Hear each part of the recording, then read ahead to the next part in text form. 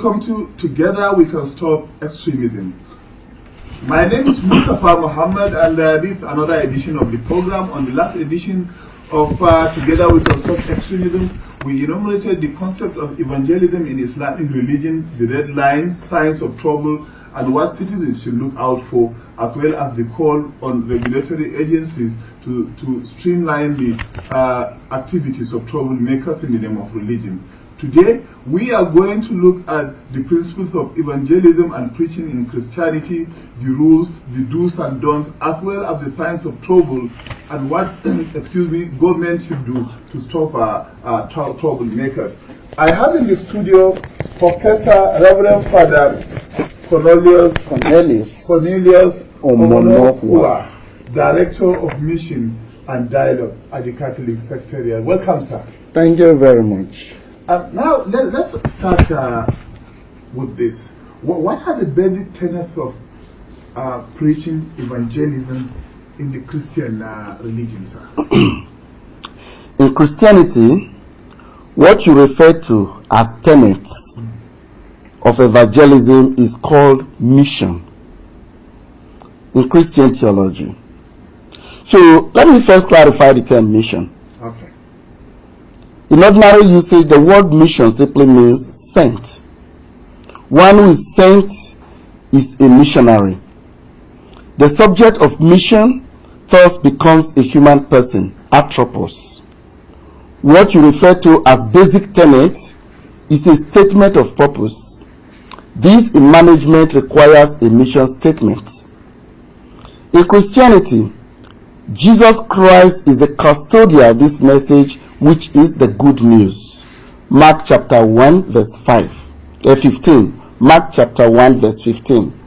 The mission statement is given by Jesus Christ as a fulfillment of the prophecy of Isaiah. And you get this in Isaiah chapter 61 verse 1. The Spirit of the Lord is upon me, because He has anointed me to proclaim good news to the poor. He has sent me to proclaim freedom for the prisoners and recovery of sight for the blind, to set the oppressed free, to proclaim the year of the Lord's favor. Luke chapter 4 verse 18 to 19. The content of this message, which you call tenet, is truth. Jesus is the Savior, and His mission is to bear witness to the truth. John chapter 18 verse 37. Jesus proclaims, I am the way, the truth, and the life. John 14:6. And according to Jesus, only the truth will set you free. John chapter 8 verse 32 to 33. Now, in carrying out this mission, what are the rules for preaching? What are the borderlines? What are the do's and don'ts? Because you hear people coming out with divisive ideologies in the name of religion, attacking of other people who don't have the same belief with them. How should these activities, the mission, be carried out? The mission mandate of Jesus Christ is go into the entire world and preach the gospel to all creation. Mark chapter 16 verse 15. The mission is an organized effort for the propagation of the Christian faith. This includes sending individuals and groups to foreign countries and to places in their homeland for the purpose of repentance and conversion. We have what we call missio ad extra and missio ad gente, and this includes humanitarian services. Missionaries have the mandate to proclaim the Christian faith, administer sacraments, provide health care, education, and social works. The implication of this mission is to be an evangelizer. In other words, there's somebody who is going to preach to others. You must be convinced. You must be converted. You are carrying a message, which is the message of Jesus Christ, and not your personal message. And so, the target is, how do I reach the recipient? So the missionary, the preacher, the evangelizer must make a difference in the control of temperaments, in relationships. So mission calls for intrapersonal dialogue. First of all, you have to talk to yourself. And that the message also call you to repent and be converted. Interpersonal dialogue, that is the way I will talk with you. Intercultural dialogue, that is the dialogue between cultures. Inter-ethnic dialogue and inter-religious dialogue. You know, before you go out to convert people, but today that is not the essence. So if I want to talk with you, I want to talk to Mustafa Mohammed, I don't talk with the intent of converting you, but to make you have interior conversion, to know that what brings me and you together is humanity. So you are going to be my best friend, not because you are a Christian, but because we share the same human value. And because you are a Muslim, we have the same source, origin, and all of us will call Abraham as our father. And that is why, first of all, the message, the do is go and proclaim the word as a human person, proclaim the word to people, and so on and so forth. So when religion is incarnated in the cultural values that promote life and human dignity, respect for life could be guaranteed. African mission is highly Christocentric, given the African values of hospitality. I'm bringing in Africa because we are talking in context. So, respect for elders, respect for the human body, respect for life, respect for the community, and many other values of Africa. So Jesus commands us to imitate him to the extent that he said, even if you don't believe in me, at least believe in the message that I'm giving. Believe in the works that I do. John chapter 10 verse 38. So the Christian follows Jesus because he's the one whose life is blameless, who does what is righteous, who speaks the truth from his heart, whose tongue utters no slander, who does no wrong to a neighbor, and casts no slur on others. Psalm 15, 2-8. So consequently, a true missionary does not love only with words but with actions. So you are expected to do that which Jesus did. So a true missionary is the one who follows Jesus, who is the way, the truth, and the life. What gave rise historically and recently, the 21st century preachers, you hear some of them sharing trouble, attacking fellow brethren, and trying to enact some ideologies, extreme ideologies, that you have to follow somebody's church or mosque before you gain the respect, or they accord the respect to you. Well, what gave rise to some of these ideologies that are so extreme? Now, what is an ideology? Ideology is got it from the word idea, your own idea. In the Old Testament, we have different types of prophets. You have false prophets. You have professional prophets. False prophets are those who really have no calling. Professional prophets are those who are hungry. They want to get money. They want to prophesy so that the kings, the people in power, will be pleased. They want money. They want to eat. They are hungry. Then you have, of course, fake prophets, and you have true prophets. So far, we have been talking about the true prophet, who is a true missionary. Now, why do some people go about founding churches? Remember that for so many years, so many centuries, there was only one church, and that was the Catholic Church, until divisions come in. But in our context in Nigeria today, what is giving rise to all this is, first of all, failure of government. If we have good roads, graduates are out of school, they have work.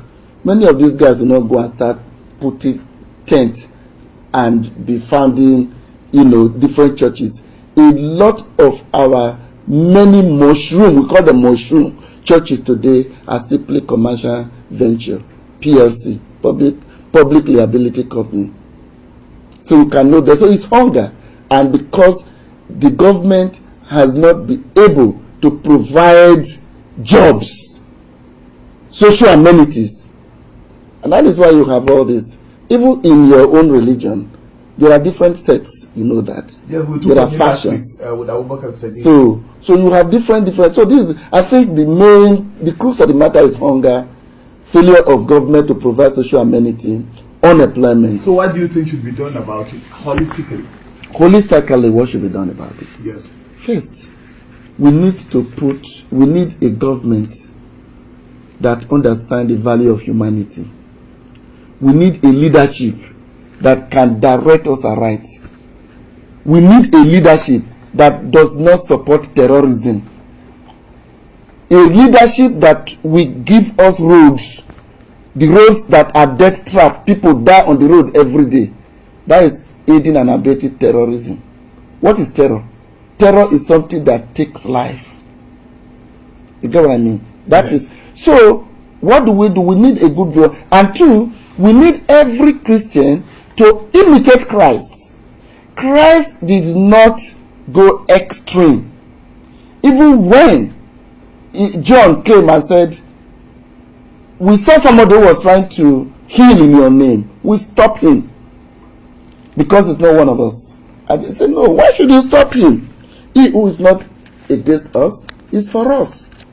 In other words, and Jesus Christ did not, nobody can reference Christ in the context of extremism and terrorism. Jesus did not kill anybody. He did not wage war in the form of defense. Even when Peter cut off the ear of Marcus, he said no. Even in his agony, he still performed a miracle. He took the air back. He said, those who carry the sword will die by the sword. So whoever does not proclaim Jesus, who after the resurrection, his first statement to his people was, peace be with you. And this peace is a universal, immortal thing. And you will say, Salam Alaikum. And the other will say, Shalom Lak or Shalom Lekah. So, Christ, Jesus, is the Prince of Peace. And whoever does not preach that peace, whoever is attacking his neighbor, according to Jesus Christ, if you even tell your neighbor fool, you go to hell. So that is the point. So what I've said so far is hunger. The Christians, to avoid it, they need to imitate Christ, who is perfect as far as we are concerned as Christians. Now, as regards our youth, you spoke about unemployment, graduates out there having nothing to do. The temptation to make money will push people to come up with a lot of new churches, new preachings that will go against the principles of the mission in Christianity. Yeah. What are you going to tell the youth? Now, what am I going to tell the youth? First of all, I tell you something. Ignorance is a terrible disease. Like Fethullah Gulen would say, the founder of Ofthe, the Gulen movement. He said it is those who does not have mental capacity, intellectual capacity to persuade the other that take to arms. So what I need to tell the youth today is, first of all, let us know our faith. Socrates say, man, know thyself. We need education. We need education. Even the kind of violence we experience today is lack of education. And that is why all these beggars, all these Al-Majiri, thank God we were told by the Sultan, Al-Majiri is not an Islamic institution. Exactly. Al-Majiri is not an Islamic, but it is institution that is born out of poverty and hunger. So we need to train, to educate our youth. Let our youth know that they have their life in their hands. So what we tell them today is that they should not follow the wind of any kind of change. There's what they call irimahia in my language. You see the sheep running to this direction. You keep running too. What they say, irimahia or make one malekulo. What is driving you? Oh, I saw sheep running, therefore I'm running. So the youth therefore should first of all be convinced of their existence, that they have that latent potentialis that can be actualized into gainful purposes. Spoken about. Now, what is the role of, this is Africa. Usually, looking at our story down to the 21st century, that the traditional institutions, the community leaders, parents, all have roles to play in this. Have this structure in the society failed? Is that why we are having these problems? Yeah, it's a very good question. I want to read you a passage. One day Jesus called together his 12 disciples and gave them power and authority to cast out all demons and to heal all diseases.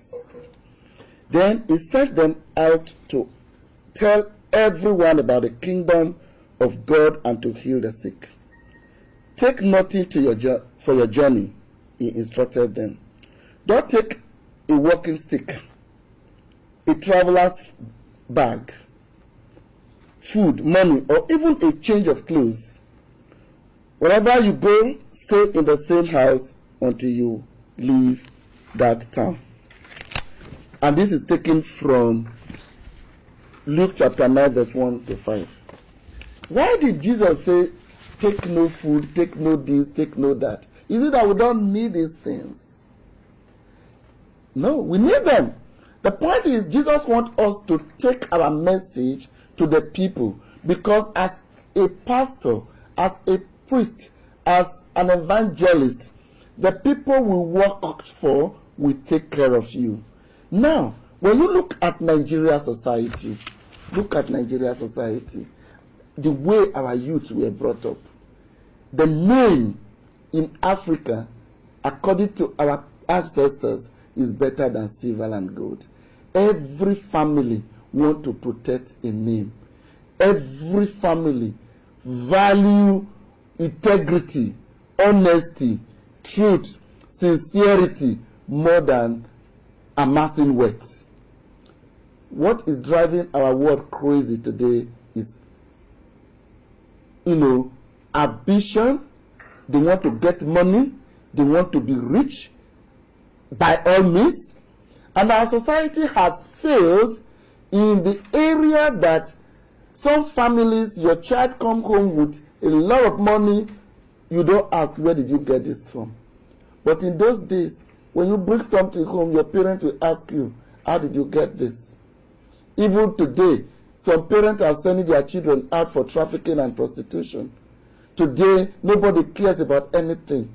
So materialism has eaten deep into the comfort, into the heart of our society. So the African society, we need to trace back our roots to the way our ancestors live, to the way our ancestors value hospitality, to the ways our ancestors value integrity. And I think what I think we should do today. And that is why you discover that the advantage in the Christian religion is that we try to inculturate Christianity in African culture. Every culture has good values, and there are some errors and things that are not good. I take, for example, the core of our worship in the Catholic Church, the Holy Eucharist, communion. We eat together and share together. That is how we started life, and that is how we live in Africa. You eat from the same plate. Take, for example, you are in a gathering. You want to share palm wine in a wedding ceremony. You use one cup to share wine for everybody. Because your brother's disease is your disease. Your brother's success is your success. Your brother's failure is your failure. And this is how we live. What the community life that we live has escaped us. Before, we had no wars to separate us from others. Now quickly, what are the early signs of trouble? What should people be looking out from those fairy preachers? How would people be able to identify, the signs of trouble, early warning system? Very good. Now, by the time a pastor is always talking about prosperity, that pastor is not from God. Because The man that is talking about, Jesus Christ, was crucified naked on the cross. Jesus Christ said, the birds of the air has nest. The rabbits have their hole, but the Son of Man has no place where to place his head. And here I want to come in quickly. Do you know that religion has suffered enough? Ethnicity has suffered enough. Even our politicians, they use religion and ethnicity to promote their goal. And that is why I keep telling people, in Nigeria today, I'm sorry, I'm diverting. You don't have to be sorry. I don't believe that there is any crisis between Islam and Christianity. But people are using this to eat. Look at what just happened last week. Some group of hungry men called themselves pastors and went to the villa to go and visit the president to say that those who are saying that you are going to Islamize Nigeria, they are against you. We are going to give you a list. Whereas, just recently, NIREC met 25 Christians, 25 Muslims, the Sultan of Sokoto was there, Kadira Nayeko was there, and we had to have sincere and frank conversation to the extent that the NIREC, they set up a committee that would go and visit the president to say, Oga President, we are suffering. There is hunger in the city. How do we collaboratively stop this menace, the herdsmen killing? Today, do you know that a lot of criminals are killing people in the name of herdsmen? Some of these people, do they have cows? Even if the herdsmen are killing, are they the owner of the cows? Who are those supporting them? And yet, we have these malams and pastors who are there to go and say, we are for you. Political and professional prophets. It didn't start today. They've always been this kind of people. The question Yes. is, how do we stop it? How do we stop it? Because you remember the former CAN chairman, Odise Jafo, was always around the corridors of power with his group. The bottom line is, are we saying men of God should not get involved in politics if they have to? What is the red line? What is the ceiling? Good. I'm very happy. We just finished our Catan meeting, Catholic Theological Association. And the theme of that was how to empower our people to positively see politics. You get what I mean now? Yes. So, politics, you know, in my language says, Oshiomegi. It is God that crowns the king. So politics, what is polling? The people. It is we are only helping to see that whoever God has mandated to stop this menace, we help to bring that person to power through election. So, what I'm saying in effect is this.